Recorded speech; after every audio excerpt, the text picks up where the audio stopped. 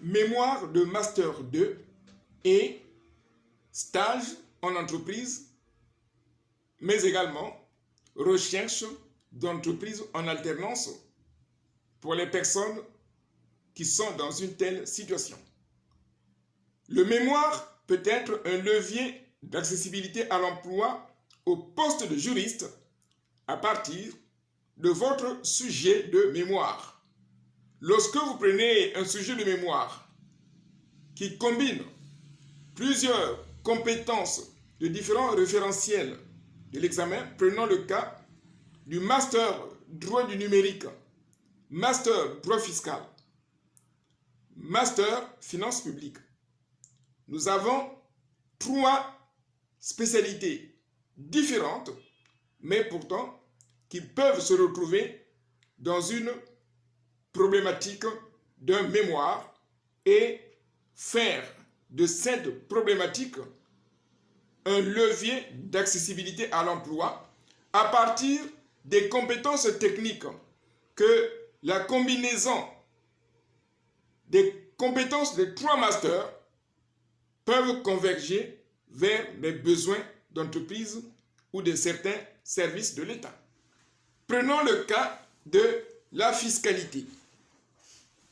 On ne peut pas faire la fiscalité sans avoir des prérequis en droit administratif, puisque la fiscalité nous renvoie à la pratique ou méthode à partir desquelles l'administration fiscale détermine les modalités d'établissement de l'assiette de l'impôt, le montant que le justiciable, que le contribuable doit payer à partir de ses revenus.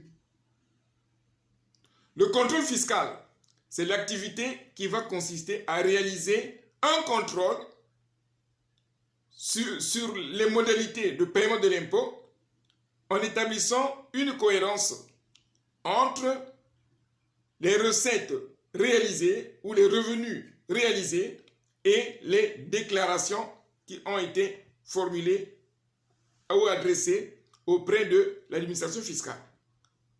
Il y a donc le contrôle fiscal et il y a également le contrôle comptable dans le cadre de la fiscalité, notamment le contrôle qui est effectué par les inspecteurs des finances publiques et l'audit qui est un contrôle a posteriori.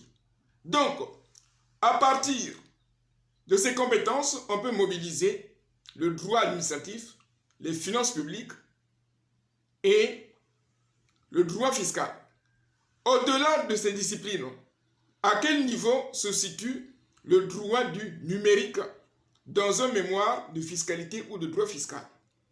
Nous allons partir au niveau de la pratique. Là, on sort du cadre universitaire, mais pour aller dans l'administration et voir ce qu'on appelle le service coopération internationale. Les pays d'Afrique francophone, pour certains, ont des accords de coopération avec certaines administrations des pays européens. Prenons le cas de la Direction générale des finances publiques en France, qui a des accords de coopération internationale en matière de contrôle fiscal et douanier pour mener en toute efficience la lutte contre l'évasion fiscale et le blanchiment d'argent. Donc, la lutte contre l'évasion fiscale va nécessiter des accords de coopération internationale qu'on appelle des accords bilatéraux. Et là, dans cette coopération, la direction des finances publiques en France propose à certains pays l'achat d'un logiciel de contrôle comptable. Donc, c'est un pays d'Europe qui va proposer un service d'assistance technique en mettant à leur disposition un logiciel de contrôle comptable pour rendre efficient le contrôle fiscal. Voilà un exemple. Donc ici, le logiciel que la France va proposer ou vendre à un autre pays intègre le champ du numérique, puisque à un moment donné, on va appliquer ou faire usage des outils numériques et applications informatiques pour aider un pays africain d'améliorer l'efficience du recouvrement fiscal. Il en est de même dans le contrôle fiscal et des opérations de lutte contre le blanchiment d'argent.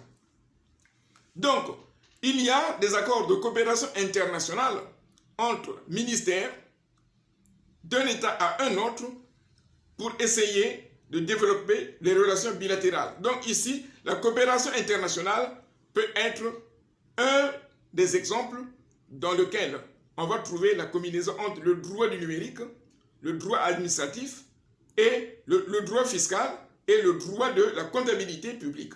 C'est la raison pour laquelle, en prenant un sujet de mémoire, si vous souhaitez faire de ce mémoire un levier d'insertion professionnelle, il faut s'approcher de praticiens qui peuvent vous aider à trouver un bon sujet à partir duquel vous allez cibler des compétences techniques que vous allez réellement acquérir et que vous allez éventuellement proposer au monde du travail afin de trouver une entreprise en alternance, dans l'hypothèse où vous cherchez l'alternance, ou à défaut, trouver un emploi pour y demeurer de façon stable au poste de juriste.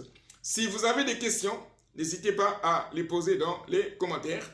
Et les personnes qui souhaiteraient être formées pour accéder à l'emploi, au poste de juriste, à partir des combinaisons de compétences, droit fiscal, fiscalité, droit administratif, droit de la comptabilité publique, n'hésitez pas à contacter notre établissement.